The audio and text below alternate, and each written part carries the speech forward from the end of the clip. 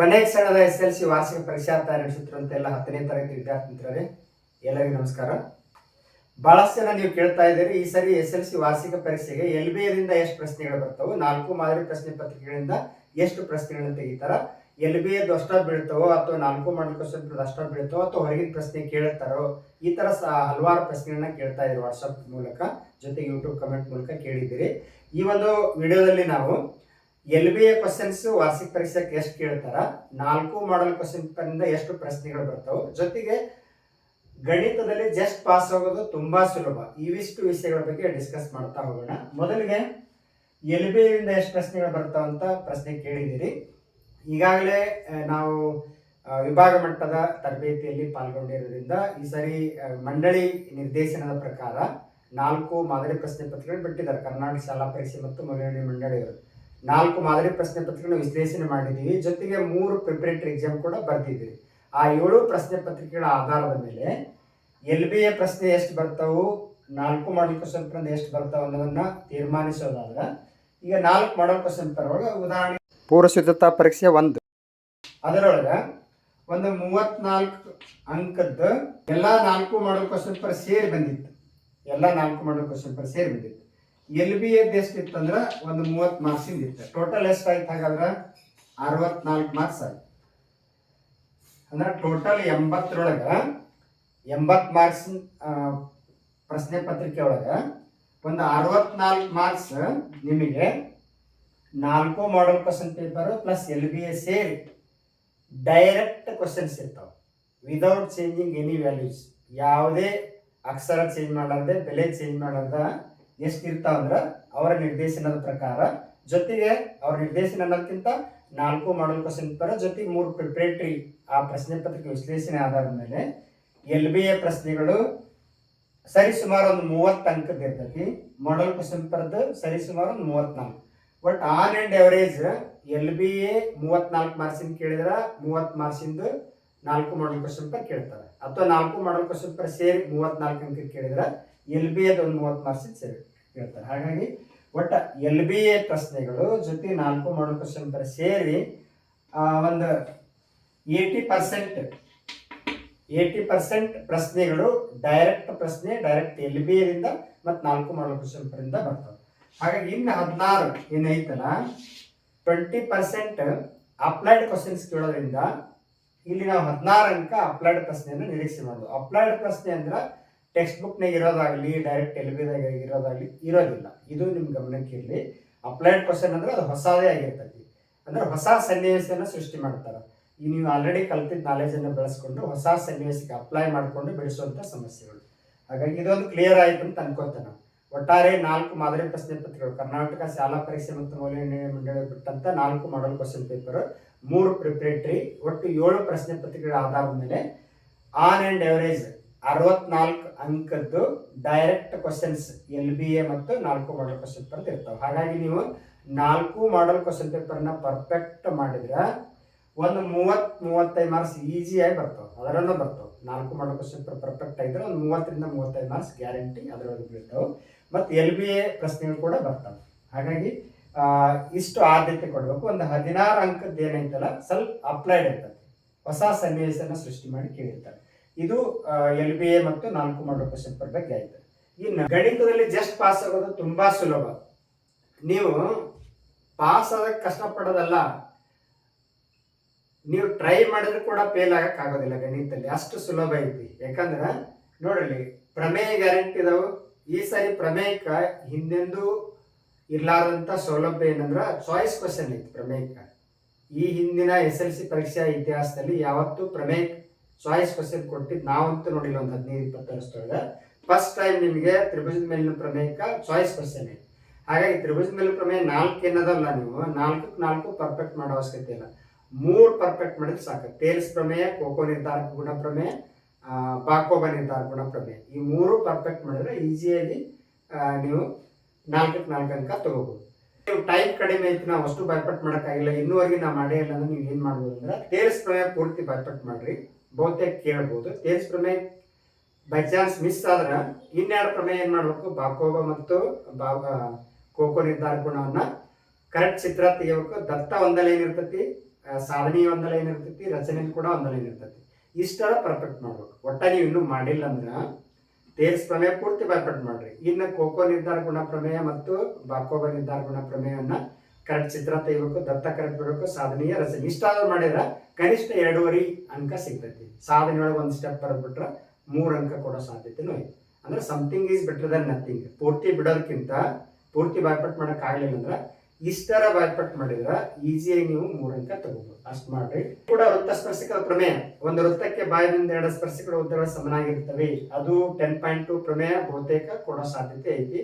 ಅದನ್ನ ಪರ್ಫೆಕ್ಟ್ ಮಾಡ್ರಿ. ಇನ್ನೊಂದು 10.1 ಪ್ರಮೇಯ ಕೂಡ ಕೊಟ್ಟರು ನೀವು ಕಾಲೇ ಬಿಟ್ಟು ಬರೋ ಹಾಗಿಲ್ಲ. ಅದ್ರದ್ದು ಅಟ್ಲೀಸ್ಟ್ ಚಿತ್ರ, ದತ್ತ, ಸಾಧನೆಯ ರಚನೆ ಇಷ್ಟಾದ್ರೂ ಬರೆದ್ರ 3ಕ್ಕೆ 2.5 ಅಂಕ ಆದ್ರೂ ಸಿಗ್ತಾವ. ಆ ತರ.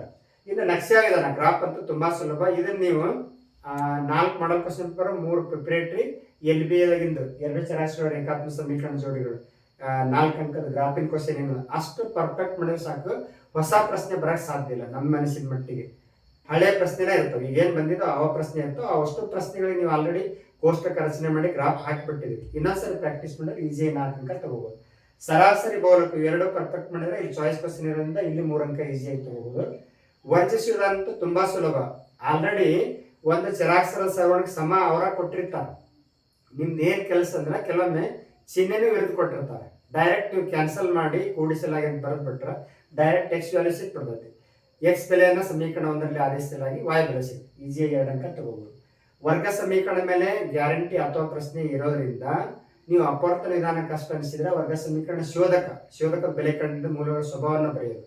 ಮೂಲಗಳು ವಾಸ್ತವ ಮತ್ತು ಭಿನ್ನ ಹೂವ ಸಂಖ್ಯೆಗಳು ಅದು ಈಸಿಯಾಗಿ ನೀವು 2 ಅಂಕ ತಗೋಬಹುದು.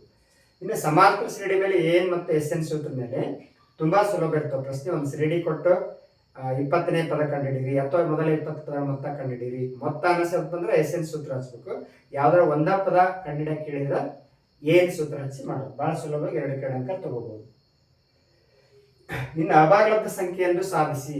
ಇವಂತೂ ಒಂದು 3-4 ಸೆಂಟೆನ್ಸ್ ಪರ್ಫೆಕ್ಟ್ ಮಾಡ್ಬಿಟ್ಟು ಈಗ ನೀವು 3 + √π ಒಂದು ಅಭಾಗಲಬ್ಧ ಸಂಖ್ಯೆ ಎಂದು ಸಾಧಿಸಿ ಅಂತಂದ್ರೆ ಅದ್ರ ವಿರುದ್ಧವಾಗಿ 3 + √π ಒಂದು ಭಾಗಲಬ್ಧ ಸಂಖ್ಯೆ ಆಗಿರಲಿ. 3 + √π = a/b. a ಮತ್ತು b ಸಹಅವಿಭಾಜ್ಯಗಳು. ಇದನ್ನ ರೂಟ್ ಒಂದ್ ಕಡೆ, ರೂಟ್ ಅಲ್ಲದ ಒಂದ್ ಕಡೆ ಮಾಡಿಕೊಂಡು 1-2 ಸೆಂಟೆನ್ಸ್ ಬರೆಯೋದು. ಇಲ್ಲಿ a ಮತ್ತು b ಪೂರ್ಣಾಂಕ ಆಗಿರೋದ್ರಿಂದ ಇದು ಭಾಗಲಬ್ಧ ಸಂಖ್ಯೆ ಆಗಿದೆ. ಅಂತೆಯೇ √3 √π ಕೂಡ ಭಾಗಲಬ್ಧ ಸಂಖ್ಯೆ ಆಗಿದೆ. ಆದ್ರೆ ನಮಗೆ ಗೊತ್ತಿರೋ ಹಾಗೆ √π ಒಂದು ಅಭಾಗಲಬ್ಧ ಸಂಖ್ಯೆ. ಇದು ವೈರುಧ್ಯ ಕೇಳಿ ಹಿಂಗೊಂದು 4 ಸೆಂಟೆನ್ಸ್ ಬರೆದ್ಬಿಟ್ರೆ ಈಜಿಯಾಗಿ ಕನಿಷ್ಠ 1.5 ಅಂಕ ಅಂತೂ ಸಿಗ್ತದೆ. ಇವು ಕೂಡ ಹೊಸ ಪ್ರಶ್ನೆ ಬರೋದಿಲ್ಲ. LB ದಾಗಿಂದು ವಾಸ್ತವ ಸಂಖ್ಯೆ LB ದಾಗಿಂದು ಜೊತೆಗೆ 4 ಮಾಡಲ್ ಕ್ವಶನ್ ಏನ್ ಕೊಟ್ಟಾರಲ್ಲ ಅವಷ್ಟು ಪ್ರಾಕ್ಟೀಸ್ ಮಾಡಿ 2 ಅಂಕ ಈಸಿಯಾಗಿ ತಗೋಬಹುದು. ಇನ್ನು ನಿರ್ದೇಶಾಂಕ ರೇಖಾಗಣಿತದೊಳಗ ತುಂಬಾ ಸುಲಭದ ಪ್ರಶ್ನೆ ಇರ್ತೈತಿ. 2 ಬಿಂದು ನಿರ್ದೇಶಾಂಕ ಕೊಟ್ಟಿರ್ತಾರ. ಆ 2 ಬಿಂದುಗಳ ನಡುವಿನ ದೂರ ಕಂಡಿಡೆ ಸೂತ್ರ ಹಚ್ಚಿ ಮಾಡುವಂಥದ್ದು. ಮತ್ತ 2 ಬಿಂದು ಅನ್ನು ಸೇರಿಸುವ ರೇಖಾಖಂಡದ ಮಧ್ಯ ಬಿಂದು ನಿರ್ದೇಶಾಂಕ ಕಂಡುಹಿಡಿಯೋದು. ಮತ್ತೆ 2 ಬಿಂದುವನ್ನು ಸೇರಿಸುವ ರೇಖಾಖಂಡವನ್ನ 1:2 ಅನುಪಾತದಲ್ಲಿ ವಿಭಾಗಿಸೋದು. ಭಾಗ ಪ್ರಮಾಣ ಸೂತ್ರ. ಈ 3 ಪರ್ಫೆಕ್ಟ್ ಮಾಡಿದ್ರೆ ಈಸಿಯಾಗಿ ನೀವು 2 ಅಂಕ ತಗೋಬಹುದು. ಬಹಳ ಈಸಿ ಅದು, ಸೂತ್ರನೂ ಈಸಿ ಅದಾವ.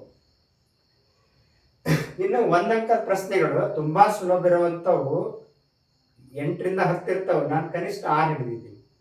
ಯಾವ ಇರ್ತಾವ? ಬಹುಪದಕ್ಕೆ ಡಿಗ್ರಿ ಕೇಳಿರ್ತಾರ. ಬಹುಪದಕ್ಕೆ 2 ಪ್ರಶ್ನೆ ಬರೋದ್ರಿಂದ ಶೂನ್ಯತೆಗಳ ಸಂಖ್ಯೆ ಕೇಳಿರ್ತಾರ. ಆಮೇಲೆ ಇದರ ವರ್ಗ ಸಮೀಕರಣ ಯಾವ ಗುರುತಿಸ್ರಿ ಅಂತ ಕೇಳಿರ್ತಾರ. ಎಷ್ಟು ತುಂಬಾ ಸುಲಭ ಇರ್ತಾವ ಅಂತ ಒಂದು ಕನಿಷ್ಠ 6 ಅಂಕ ಬೀಳ್ತಾವ. ಇನ್ನು ಸೂತ್ರವರೆಗೆ ಬೆಲೆ ತುಂಬೋದು. ಮ್ಯಾಥಮೆಟಿಕ್ಸ್ ಒಳಗ 38 ಪ್ರಶ್ನೆ ಒಳಗ ಕನಿಷ್ಠ ಒಂದು 16ರಿಂದ 17 ಪ್ರಶ್ನೆ ಸೂತ್ರ ಬರೆದು ಬೆಲೆ ತುಂಬಿ ಸುಲಭೀಕರಿಸುವಂತ ಲೆಕ್ಕನ ಇರ್ತಾವ. ಈಗ ಉದಾಹರಣೆಗೆ ವೃತ್ತಗಳಿಗೆ ಸಂಬಂಧಿಸಿದ ವಿಸ್ತೀರ್ಣ ನಿನಗೆ ಆ ಲೆಕ್ಕ ಮಾಡಕ್ ಬರ್ಲಿಲ್ಲ ಅಂದ್ರೆ ಕೂಡ ಏನ್ ಮಾಡ್ಬೋದು, ನೀನು ಆ ವೃತ್ತಗಳ ಸಂಬಂಧಿಸಿದ ವಿಸ್ತೀರ್ಣದೊಳಗೆ 2 ಸೂತ್ರ ಬರ್ತವೆ. ತ್ರಿಜ್ಯಾಂತರ ಖಂಡದ ವಿಸ್ತೀರ್ಣ ಕಂಡುಹಿಡಿಯೋ ಸೂತ್ರ θ/360 πr². ಆ ಸೂತ್ರ ಹಚ್ಚಿ ಥೀಟಾ ಬೆಲೆ ತುಂಬೋದು, ತ್ರಿಜ್ಯ ಕೊಟ್ಟಿರ್ತಾರೆ ತುಂಬೋದು. ನೆಕ್ಸ್ಟ್ ಕಂಸದ ಉದ್ದ ಅದೊಂದು ಸೂತ್ರ θ/360 2πr. ಹೀಗೆ ನೀವು ಆ ಪಾಠಕ್ಕೆ ಸಂಬಂಧಪಟ್ಟದ್ದು ಒಂದು ಸೂತ್ರ ಬರೆದು ಬೆಲೆ ತುಂಬಿದ್ರೆ 3 ಬೆಳೆಯಲ್ಲ ಅಂದ್ರೆ ಅಟ್ಲೀಸ್ಟ್ 1-1.5 ಮಾರ್ಕ್ಸ್ ಆದ್ರೆ ಬೆಳೆತದೆ. ಅಂದ್ರೆ ಎಲ್ಲಾ ಪ್ರಶ್ನೆನ ನೀನು ಪೂರ್ತಿ ಬಿಡೋದಕ್ಕಿಂತ ಕನಿಷ್ಠ ಎಷ್ಟು ಗೊತ್ತೈತೆ ಅಷ್ಟು. ಈಗ ಉದಾಹರಣೆಗೆ ವೃತ್ತಗಳ ಸಂಬಂಧಿಸಿದ ವಿಸ್ತೀರ್ಣ ಹೇಳಿದ್ವಿ ನಾವು. ಅದೇ ತರ ತ್ರಿಭುಜಗಳ ಮೇಲೆ 3 ಅಂಕದ ಒಂದು ಪ್ರಶ್ನೆ ಇರ್ತೈತಿ. ಅಲ್ಲಿ ಕೂಡ ಅವ್ರು ಏನ್ ಕೊಟ್ಟಿರ್ತಾರ ದತ್ತ ಬರ್ಕೊಳ್ಳೋದು. ಎಂದು ಸಾಧಿಸಿ ಅಂತ ಕೊಟ್ಟಿರ್ತಾರ ಅದನ್ನ ಸಾಧನೆಯೊಳಗೆ ಬರ್ಕೊಳ್ಳೋದು. ಸಾಧನೆಯೊಳಗ ಆಲ್ಮೋಸ್ಟ್ ಸಮರೂಪತೆ ಆಧಾರದ ಮೇಲೆ ಕೇಳಿರ್ತಾರ. ತ್ರಿಭುಜ ABC ಸಮರೂಪಿ, ತ್ರಿಭುಜ DEF 2 ಕೋನ ಸಮಾನ ಸಾಧಿಸ್ಬಿಟ್ರೆ ಸಮರೂಪ ಆಗ್ಬಿಡ್ತಾವ. ಅನುರೂಪ ಭಾಗಗಳ ಅನುಪಾತ ಬಂದ್ಬಿಟ್ರೆ ಅವ್ರು ಬೇಕಾಗಿರುವಂತ AB² = BC × CD ಈ ತರ ಒಂದು ಉತ್ತರ ಬಂದ್ಬಿಡ್ತದೆ. ತುಂಬಾ ಸುಲಭವಾಗಿ ಅದನ್ನ ನಾ ಹೇಳ್ತಿರೋದು ಏನಂದ್ರ ಪ್ರತಿ ಪ್ರಶ್ನೆಗೆ ಕನಿಷ್ಠ ಬರೀಬೇಕು, ಗರಿಷ್ಠ ಬರೆಯೋಕ್ಕಾಗಲಿಲ್ಲ ಅಂದ್ರೆ ಕೂಡ. ಈ ಉದಾಹರಣೆಗೆ 5 ಅಂಕದ ಪ್ರಶ್ನೆ ನಮ್ದಲ್ಲ ಅಂತ ಬಿಟ್ಬಿಟ್ಟಿರ್ತೀವಿ. 5 ಅಂಕದ ಪ್ರಶ್ನೆ ಅಲ್ಲಿ ಸಿಲಿಂಡರ್ಗೆ ಒಂದು ಅರ್ಥಗಳ ಜೋಡಿಸಿದ್ರೆ ಮೇಲೊಂದು ಶಂಕು ಜೋಡಿಸಿದ್ರೆ ಈ ಜೋಡಿಸಿದ ಘನಾಕೃತಿಯ ಪೂರ್ಣ ಮೇಲ್ಮೈ ವಿಸ್ತೀರ್ಣ ಕಂಡುಹಿಡಿಯಿರಿ ಅಂತ ಕೊಟ್ರ, ನೀವು ಇಲ್ಲಿ ಆಕೃತಿ ಕಾಣಾಕತ್ತೈತಿ, ಒಂದು ಅರ್ಧಗಳು ಕಾಣಾಕತ್ತೈತಿ, ಒಂದು ಸಿಲಿಂಡರ್ ಕಾಣಾಕತ್ತೈತಿ, ಒಂದು ಶಂಕು ಕಾಣಾಕತ್ತೈತಿ. ಯಾವಾಗಲೂ ಜೋಡಿಸಿದ ಘನಾಕೃತಿ ಒಳಗೆ ಪೂರ್ಣ ಮೇಲ್ಮೈ ವಿಸ್ತೀರ್ಣ ಅಂದ್ರೆ ಪಾರ್ಶ್ವ ಮೇಲ್ಮೈ ವಿಸ್ತೀರ್ಣ ಅಂತ ತಗೋಬೇಕು. ಯಾಕಂದ್ರೆ ಇಲ್ಲಿ ಒಂದಕ್ಕೊಂದು ಅಂಟ್ಕೊಂಡಿರ್ತಲ್ಲ, ಒಂದು ಭಾಗ ಮುಚ್ಚಿರ್ತೈತಿ, ಒಂದು ಭಾಗ ಮುಚ್ಚಿದ್ರೆ ಪೂರ್ಣ ಮೇಲ್ಮೈ ವಿಸ್ತೀರ್ಣ ಆಗೋದಿಲ್ಲ. ಹಾಗಾಗಿ ನೀವು ಇಲ್ಲಿ ಅರ್ಧಗೋಳದ ವಕ್ರ ಮೇಲ್ಮೈ ವಿಸ್ತೀರ್ಣ ಪ್ಲಸ್ ಸಿಲಿಂಡರ್ನ ವಕ್ರ ಮೇಲ್ಮೈ ವಿಸ್ತೀರ್ಣ ಪ್ಲಸ್ ಶಂಕಿನ ವಕ್ರ ಮೇಲ್ಮೈ ವಿಸ್ತೀರ್ಣ ಕೆಳಗೆ ಏನು ಬರ್ತೀರಿ 2πr² plus 2πrh plus πrl ಇಷ್ಟು ಬರೆದ್ರೆ 1 ಅಂಕ ಸಿಗ್ತಿರ್ತದೆ. ಅಂದ್ರೆ ನೀವು ಪ್ರತಿ ಪ್ರಶ್ನೆಗೆ ಕನಿಷ್ಠ 1 ಅಂಕ, 1.5 ಅಂಕ, ಅರ್ಧ ಅಂಕ ಹಿಂಗೆ ಕಲೆ ಹಾಕ್ತಾ ಹೋದ್ರೆ ಆಟೋಮೆಟಿಕಲಿ ನಿಮ್ಮ ಸ್ಕೋರ್ ಕೂಡ ಜಾಸ್ತಿ ಆಗುತ್ತೆ. ಈ ಥರ ಮೆಥಡನ್ನು ಫಾಲೋ ಮಾಡಿ ಇದನ್ನು ಕನಿಷ್ಠ 5 ಅಂಕ ನೀವು ಹಿಡಿಬೋದು. ಒಟ್ಟಾರೆ 35 ಅಂಕ. ಅದು 35 ನಿಮ್ಮ ಸ್ಕೂಲ್ ಒಳಗೆ 20 ಕೊಟ್ಟಿರ್ತಾರೆ. ನಾನು ಕನಿಷ್ಠ ಹಿಡಿದಿರೋದು ಗ್ಯಾರಂಟಿ ಬೀಳೋ ಪ್ರಶ್ನೆ ಮತ್ತು 1 ಅಂಕದ್ದು ಎಲ್ಲ ಈಸಿಯಾಗಿ ಇನ್ನೂ ಇರ್ತಾವೆ, ಅಲ್ಲೊಂದು 10 ಪ್ರಶ್ನೆ ಇರ್ತಾವೆ. ಅಂದ್ರೆ 35, 20, 55 ಇನ್ನೂ ಒಂದು 5 ನಾವು ಬಿಟ್ಟಿದ್ದೀವಿ ಅಂದ್ರೆ ಮಿನಿಮಮ್ ಫಸ್ಟ್ ಕ್ಲಾಸ್ ಆಗ್ಬೋದು ಗಣಿತದೊಳಗೆ. ಆ ಥರ ಸೌಲಭ್ಯ ಐತಿ.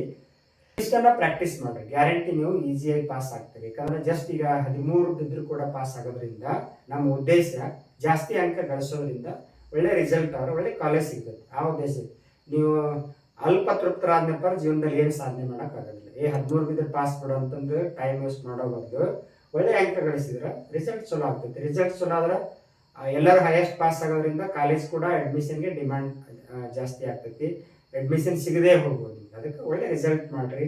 ಅವಕಾಶ ಐತಿ, ಸೌಲಭ್ಯ ಐತಿ, ಸಂಪನ್ಮೂಲ ಐತಿ, ಎಲ್ಲವನ್ನು ಬಳಸ್ಕೊಂಡು ಚೆನ್ನಾಗಿ ಮಾಡಿರಿ. ಮತ್ತೇನಾರ ಡೌಟ್ ಇದ್ರೆ ಪರೀಕ್ಷೆ ಬಗ್ಗೆ ನೀವು ಕಮೆಂಟ್ ಮಾಡಿರಿ. ನಿಮ್ಮ ಡೌಟನ್ನು ಕ್ಲಿಯರ್ ಮಾಡೋದು ಪ್ರಯತ್ನ ಮಾಡ್ತಾ ಅಂತ ಹೇಳ್ತಾ ಮುಂದಿನ ವಿಡಿಯೋದಲ್ಲಿ ಸಿಗೋಣ. ಧನ್ಯವಾದಗಳು.